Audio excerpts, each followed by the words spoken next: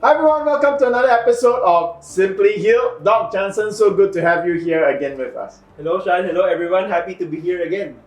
Today, our topic is sort of related to another one that we did a few weeks ago. We were talking about immunotherapy, what you can do to make your immunotherapy work even better. There's actually diets that affect your immunotherapy, and that's so good to know, Doc. Doc, before we begin, I'll just ask this question. Okay.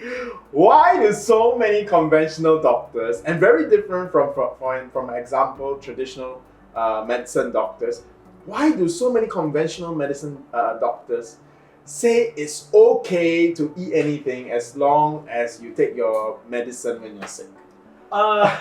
Okay, First of all, is that true?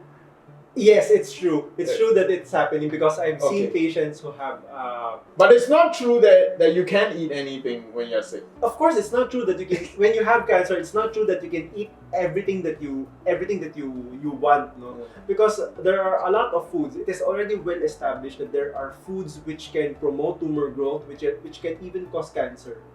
Yes, Okay. obviously your cancer came So- from somewhere. Yes. So even if you're healthy, for that matter, you cannot eat everything that you like because foods that you eat, there Will are make you- diseases associated with it. That's true. If you eat cockles and shellfish, you might get hepatitis, right? Yes. Yeah. So these are things that have an impact. But why do doctors keep saying that it's okay? Okay, I cannot And you're a doctor yourself, so at any point in your career as a doctor, before you went and specialized in lifestyle medicine, did you also have that mindset, or did you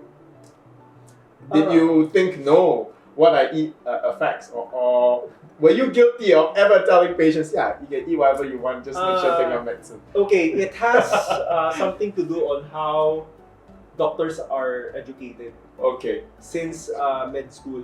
So in med school, doctors usually only get less than 3 hours of nutrition education. This is important information. You study like 8 years in med school, but only like 3 hours of nutritional studies. Yes. Uh, So that's one thing. So the focus will be on how powerful medicine is and how not important nutrition is, because out of 8 years, you only spend like 3 years Yeah, on and- nutrition. And of course, these are oncologists, right? Okay. So oncologists are specialists in cancer care. Mm. So these doctors are highly specialized in treating cancer. So they study cancer and the different drugs, different treatment modalities to fight cancer. Mm. Of course, there would be some aspects of nutrition. Yes, they do advise nutrition In general. management in general. However, the nutrition management that they would be able to provide would not be as specialized at that cancer treatment that they are giving you. Okay. To be fair with other oncologists actually give very sound nutritional advice. Yes, to there is patients. also a growing group of oncologists that are young doctors actually that are taught in med school now on nutrition. Yes. Yes, and with all the world movement towards like being vegan and vegetable, plant-based, I think even oncologists get an Yes. idea that things are Um, changing. Yes, we have had in the previous lifestyle medicine conference that we had. There are a number of oncologists that spoke to us, lifestyle medicine specialists, and yeah, they're already embracing a plant-based diet in their practice. So that's really There we wonderful. go. And since we talk about plant-based diets, we talk about usually this thing called fiber. Dietary fiber is so important especially for cancer patients, because it will actually allow your gut to produce anti-cancer hormones, right? That will help you fight cancer. Now, Doc, when we talk about gut health, there are two things that we always take. We think about fiber and we think about probiotics. Now, Yes. specifically for immunotherapy, since our program always focuses on cancer, for immunotherapy, which is better, fiber or probiotic or both? So remember before I answer that, Yeah. remember the previous episode that we've had, so we've mentioned different dietary patterns that have good effects on if you are receiving immunotherapy, specifically immune checkpoint inhibitor therapy. Mm. Okay, so these are ketogenic diet, Yes, I remember. protein restricted diet, Yes. and a high fiber diet. Yes. Now we all know why a ketogenic diet would not be good, although it produces positive results if you're undergoing immune checkpoint inhibitor therapy. However, you cannot be on ketogenic diet for a very long time because if you don't die of cancer, then you will die of heart disease. Okay? Yes. I always tell many people who are so pro keto. Number one, doc, even in ketogenic diets, there is the proper way to do keto, and most, I would say 75% to 80% of the people who practice ketogenic diets do it the wrong way.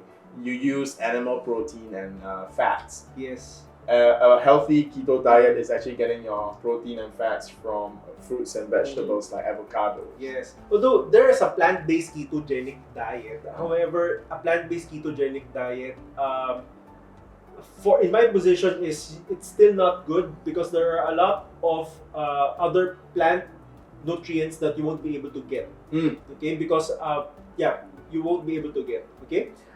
Now, the next question would be, if ketogenic diet is so bad and it's a high protein, high fat diet, Yes. what would happen if we restrict the protein? So, again, we have shown you that a protein restricted diet together with immune checkpoint inhibitor is also effective. Now, next, what if we increase the Fiber intake instead. Okay. Now it's also does wonders actually. Wow. And what is it in a high fiber diet that makes it so good? No, it's because of the prebiotic and the probiotic interaction and its effect on the immune system and the nutrients it produces that prevents cancer and makes the immunotherapy more effective. So now, if we take a look at the broader scheme of things, a high fiber diet would make more sense because it not only is effective with your cancer treatment, your cancer itself, it's also very good for your overall your body, right? So it's the choice of diet for cancer patients. Now, the next question would be to answer, which would be better? Probiotics or fiber? Okay, so here it goes.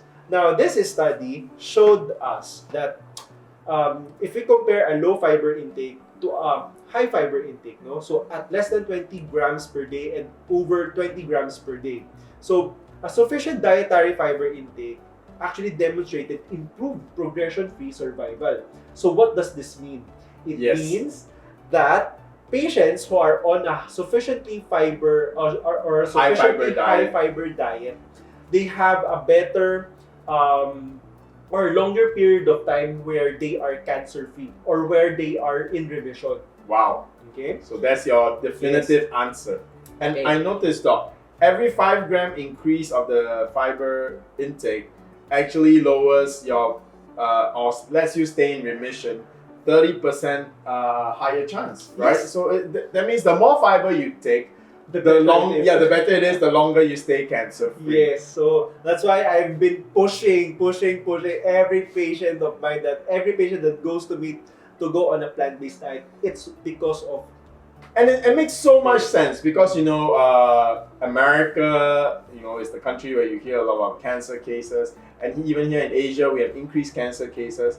And what is very true in the last 30 to 40 years is that our amount of real dietary fiber in our food has just been dropping, and that the drop in the amount of dietary fiber versus and the corresponding increase in cancer is like it's a perfect match, because the dietary fiber in our diets have gone down, our cancer rates have gone up, and so it makes perfect sense, and this data shows that. Oh yeah, look at this one, guys, look at this on the chart. When I saw this, when Dr. Jansen showed me this, I was shocked.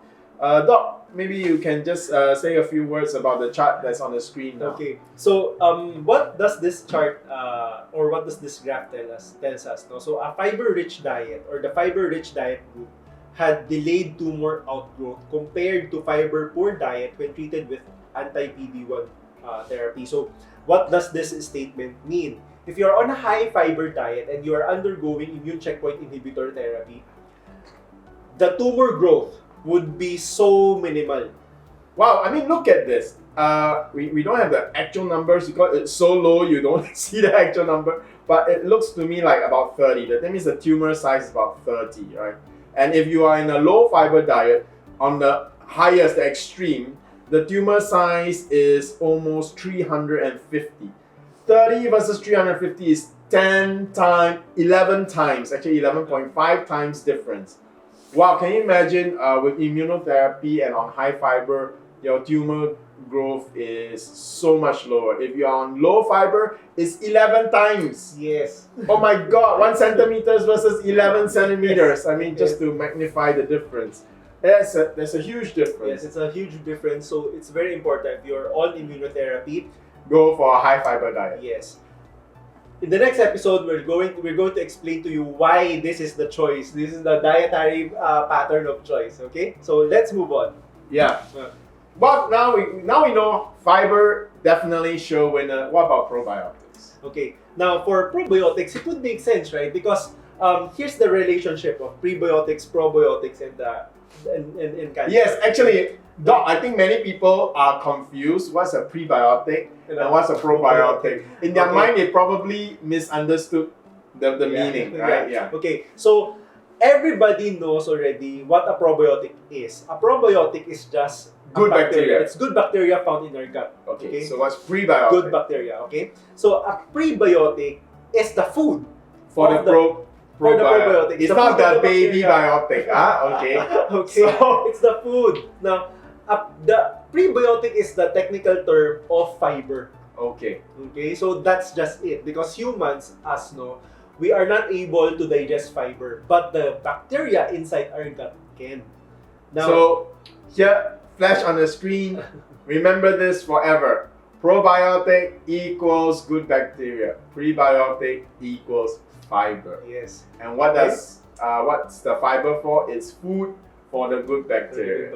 Now, if you feed prebiotics to the probiotics, what happens? So the probiotics will now digest it and then produce a lot of chemicals, usually a lot of short chain fatty acids. Okay. No? So like your butyrate, your propionate. Okay, so especially butyrate. Butyrate has anti-cancer effects, anti-inflammatory effects. It can modulate the immune system. So how does it modulate the immune system? When the immune system needs to be hostile, it becomes hostile.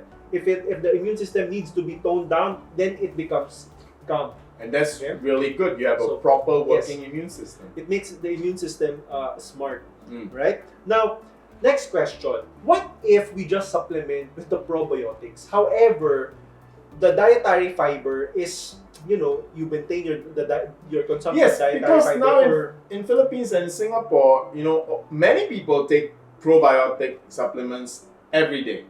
In fact, I would be more confident to say people take more probiotics than prebiotics. What happens? And it's not cheap. Probiotics are not cheap. Yes. It's at least 1,005 pesos, $50 a month or less. That means $50 won't even last you 1 month. All right, so it's not cheap. So what happens when you take lots of probiotic with very little prebiotic? Okay, so in this research though that they've done, okay, the probiotic use demonstrated impaired anti-tumor response. This is specifically for immunotherapy. Yes. Also, what if you combine two, dietary fiber and probiotics? So, yes, dietary fiber and probiotics modulates the microbiome, and that anti-tumor immunity becomes impaired in those who are receiving a low fiber intake. Okay, wow, this actually means that if you take probiotics and have low fiber intake, it made the thing worse. It made the thing worse, no? This is specifically for immunotherapy, alright? It's not talking about healthy people, okay? Yes. And not talking about people going for chemotherapy. This is specifically for immunotherapy. Now, why is this so, no? The researchers might have used the wrong probiotics, wrong strain, or there is just something that we're missing. Okay, we still have to find out why.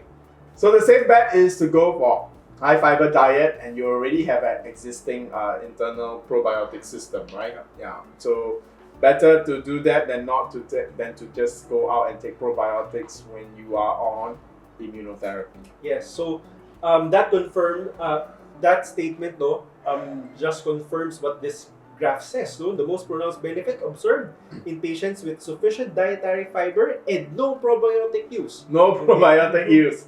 So pure. I'm so glad. That means Simply Nature's cleanse is ideal for patients because we did not put probiotics into the prebiotics. It's just 100% prebiotic dietary fiber. Wow. So Doc, we've conclusively answered high fiber intake is something that's important. Now, Doc, I just wanted to ask you, when we take dietary fiber versus like supplementation of dietary fiber, I'm just wondering, when we take dietary fiber in our lunch while we eat the food, it's sort of like mixed with all the food.